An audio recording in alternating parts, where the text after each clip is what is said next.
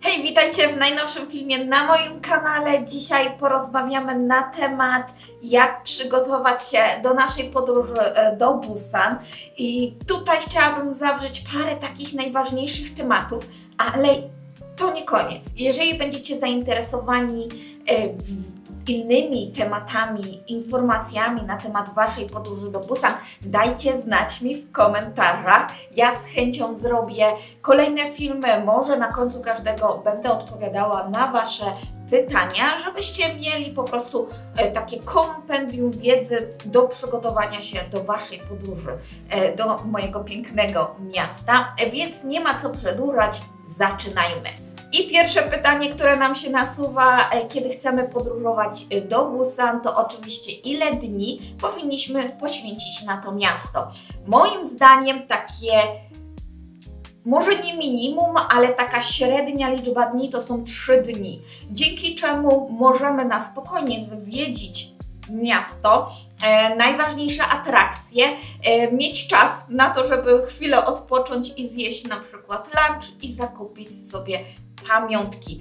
Te 3 dni to jest taka moim zdaniem podstawa, jeżeli będziemy planować podróż do Busanu. Oczywiście im mniej dni możemy zorganizować to w jakiś sposób, ale musimy zawsze pamiętać, że będzie to na koszt atrakcji oraz na koszt naszego wypoczynku. Będziemy więcej biegać, będziemy więcej stresować się, a czy ze stresem chcemy zwiedzić to miasto? Myślę, że nie. Jeżeli już wiemy, ile dni jesteśmy w Busanie, powinniśmy się zastanowić, gdzie powinniśmy znaleźć nasz hotel.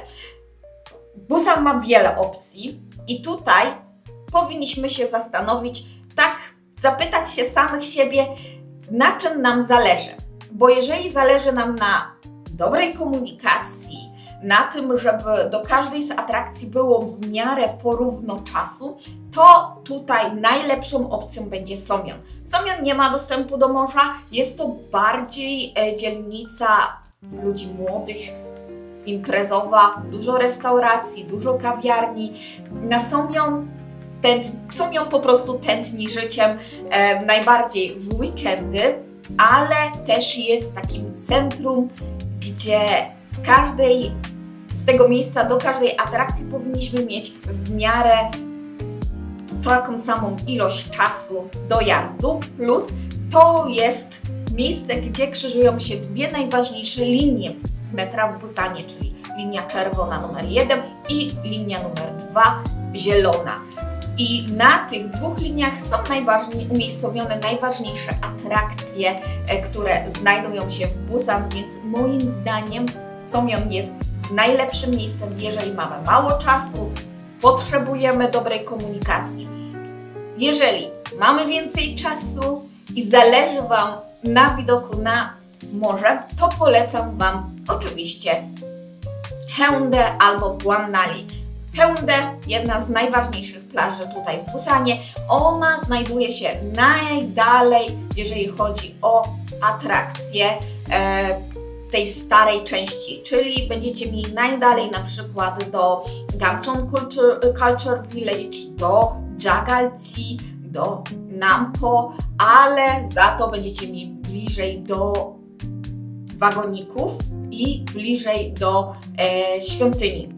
Trzeba tutaj pomyśleć nad tym, że jednak jest to troszeczkę daleko. Troszeczkę nierówna jest odległość między atrakcjami, ale mamy piękną plażę. Lepszą opcją, jeżeli chodzi o komunikację, powinno być Gwaunali z pięknym widokiem na nasz most. Na moście oczywiście na 20 polecam zobaczyć rozpalanie się naszego mostu, tym bardziej, że teraz Gwaundae-gyeol otrzymał nowe LEDy, więc to światło jest dużo mocniejsze, ale niestety komunikacja z tego miejsca, tak jak z Haeundae, nie jest aż tak niesamowicie dobra. Jednego miejsca nie polecam, a często na przykład na grupach facebookowych było jednym z pytań, czy czy warto tam zakupić nocleg, bo także jest widok na morze, jest tani, ale słuchajcie, na Songdo nie ma dobrej komunikacji. Stamtąd musimy się poruszać niestety autobusami, z autobusu na metro, potem ponowne. No nie opłaca się tam po prostu nocować z jednego powodu, bo jest brak komunikacji, przez co możemy tracić na to sporo czasu. To już mamy ile dni? Gdzie zarezerwować? To teraz zastanówmy się, kiedy zarezerwować naszą podróż do Busanu. Jeżeli zależy nam na większej ilości atrakcji, to oczywiście polecam Wam weekendy, tylko musimy pamiętać o tym, że w weekendy jest więcej ludzi. Chodzi o to, że na przykład w weekend, w sobotę mamy pokazy dronów, często też jest dużo więcej atrakcji, jak na przykład jakieś festiwale. Może właśnie w tym momencie, kiedy zarezerwujecie swoje bilety, będą festiwale, na które warto odwiedzić, na przykład jesienią. Bardzo polecam skorzystać z takiej opcji, bo jest to wejście w dodatkową kulturę tutaj, jaka jest w Korei, a kultura festiwalu jest ogromna i moim zdaniem warto z tej okazji skorzystać. Do tego drony, jakieś fajerwerki. W Busan dużo się dzieje, więc weekendy są jedną z lepszych takich form spędzenia wolnego czasu w Busan. Do tego, kiedy planujecie także czas, kiedy chcecie spędzić w Busan, to polecam Wam nie rezerwować biletów w trakcie świąt koreańskich. Dlaczego? Trudniej kupić bilety na pociąg.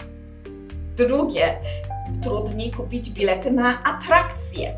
Trzecie, jest bardzo dużo ludzi. Tak jak Wy zwiedzacie Koreę w tym czasie, to Koreańczycy zwiedzają Busan. Dużo więcej osób przyjeżdża do naszego miasta, żeby właśnie spędzić tutaj swoje święta. Dlatego na przykład jak jest Chuseok, polecam Wam zostać w Seulu. Wtedy Seul pustoszeje, a Busan się, wiecie, kotuje tutaj dużą ilością ludzi. To są takie aspekty, o których się nie myśli czasami, ale myślę, że warto zawrzeć to w Waszym planie podróży, aby na przykład dużo przyjemniej zwiedzać Seul, i dużo przyjemniej zwiedzać. Jak już mamy te najważniejsze rzeczy, czyli czas, hotel, miejsce, to zajmijmy się kupnem biletów. Kupno biletów na pociągi może być skomplikowane. Możemy próbować przez Korail, możemy próbować przez różne strony, które pomagają w zakupie biletów, tylko musimy pamiętać o tym, że jak kupujemy przez pośredników, potrafią mocno zawyżać ceny niż na przykład na stronie Coral. Jeżeli chodzi o stronę Coral, są różne opinie, dlatego że niektórzy mogli kupić bilety, a niektórzy mają z tym spory problem. Jeżeli macie problem z zakupem biletów, to od razu jak przylecicie do Korei, polecam Wam skoczyć na stację odjazdów pociągów i tam zakupić bilety. Jeżeli nie są to święta, to powinniście na spokojnie zakupić nawet dzień przed wyjazdem, ale tak nie ryzykujcie, starajcie się zakupić strony. Ja na dole w komentarzu podam Wam wszystkie linki, gdzie możecie zakupić bilety na pociągi. Są też opcje samolotów, tylko tutaj już musicie patrzeć na ceny. Czasami bywało to taniej, na przykład właśnie z powodu Jeju Air i tragedii, która się wydarzyła, ale raczej tutaj, jeżeli chodzi o czas, dużo więcej nie zyskujemy, ponieważ musimy się przetransportować na lotnisko, odprawić się, więc to także zabiera czas, a pociągiem podróż jest od 3 do 3,5 godziny tymi najszybszymi pociągami. Jeszcze mamy autobusy, które jadą od 4 do 6 godzin. Wszystko zależy od czasu, od komunikacji, od różnych takich wypadków, jak na przykład święta, ale Także jest to ciekawa opcja, dlatego że możecie oszczędzić pieniądze. Wszystko zależy od Waszego budżetu. Jeżeli chcielibyście się więcej dowiedzieć na temat komunikacji metrem, pociągami oraz autobusami, to dajcie znać w komentarzach. Ja postaram się osobny filmik w tym temacie Wam zrobić. No to już kupiliśmy bilety na pociągi, a teraz zarezerwujmy atrakcje w Busanie. To nie powinno nam za bardzo sprawić większego problemu, dlatego że większość atrakcji w Busanie jest darmowych. Dwie najważniejsze atrakcje, za które musimy zapłacić, to jest Songdo Cable Car i oczywiście nasze kapsuły. I Songdo Cable Car, nie przejmujmy się, jeszcze nigdy nie miałam sytuacji takiej, że odmówili mi zakupu biletu, dlatego że jest za dużo ludzi. Jedyna część, gdzie musimy jednak poczekać, to przy samych kabinach, kiedy do nich wsiadamy, to tam czasami bywa kolejka, ale nie zawsze. Drugą atrakcją, za którą musimy zapłacić, to oczywiście nasze kapsuły. Płacimy około 40–45 tysięcy i tutaj zaleca się zarezerwowanie biletów dużo wcześniej. To są jedne z popularniejszych atrakcji i na 30 minut mamy około 30 kapsuł, więc trzeba jednak zarezerwować te bilety, aby być pewnym, żeby mieć miejsce. Niektórzy informują o tym, że jeżeli się pójdzie w miarę wcześnie rano, raczej te kapsuły powinny być wolne, nie powinno być problemu z zakupem biletu, ale moim zdaniem lepiej nie ryzykować i zakupić sobie wcześniej te bilety. Oczywiście na dole dostaniecie linki, jeżeli chodzi o gdzie możecie zarezerwować, a jeżeli będziecie potrzebowali pomocy w planowaniu Waszej podróży do Busanu i zakupie biletów, zapraszam do kontaktu na tego maila albo na Instagramie, a ja postaram Wam się pomóc. Możecie także podróżować po Busan razem ze mną jako ja, Wasza przewodniczka. Mamy już najważniejszy zarys naszej podróży, ale został nam jeszcze jeden bardzo ważny aspekt, czyli plan podróży. Plan podróży, jako że miasto jest rozległe i umiejscowione na pasie nadmorskim, może być trochę skomplikowane. Jedna rada ode mnie: nie używajcie czatu GPT, jeżeli nie znacie dobrze topografii Busanu i nie będziecie mogli tego skorygować. Dlatego, że czat GPT, miałam sytuację, kiedy widziałam plany, gdzie zaproponował 30 minut z jednej atrakcji do drugiej i przy okazji jeszcze jakaś przekąska i kawa, gdzie sama podróż komunikacją potrafiła trwać godzinę, z korkami jeszcze więcej. Więc raczej nie korzystajcie z czatu GPT, albo jeżeli już chcecie, to zadawajcie jak najwięcej pytań, żeby on korygował Waszą podróż. Możecie go potraktować jako sam malutki zarys, tak żeby zobaczyć, jakie atrakcje, w jakie dni najważniejsze skorzystać, bardziej do pytań, czyli na przykład co jest najbliżej tej atrakcji, co warto zobaczyć, ale nie, żeby Wam zaplanował całą podróż. Tutaj jest bardzo ważne właśnie, żeby budować Wasz plan, jeżeli chodzi o umiejscowienie samych atrakcji, czyli na przykład jedną część, na przykład Gamcheon Culture Village, Nampo, Jagalchi razem i na przykład tą drugą część, czyli kapsuły, nasze świątynie razem. Dzięki czemu nie zmarnujemy dużo czasu na podróże komunikacją miejską.